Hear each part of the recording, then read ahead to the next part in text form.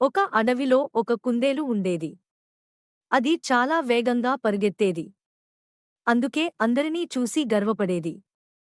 ఒకరోజు అది నెమ్మదిగా నడిచే తాబేలుని చూసి నవ్వింది. అయ్యో తాబేలా! నువ్వు ఇలా నడిస్తే ఎప్పుడు గమ్యానికి చేరుతావు? అని ఎగతాళి చేసింది.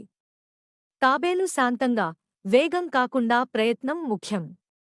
నాతో ఒక పరుగు పోటీ పెట్టుదామా? అన్నది. కుందేలు నవ్వుతూ ఒప్పుకుంది. పోటీ మొదలైంది. కుందేలు పరిగెత్తి చాలా దూరం వెళ్ళింది.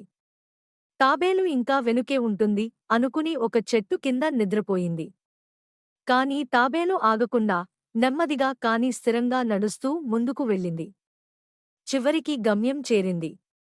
కుందేలు నిద్రలేచి పరుగెత్తినా ఆలస్యమైంది. తాబేలు గెలిచింది.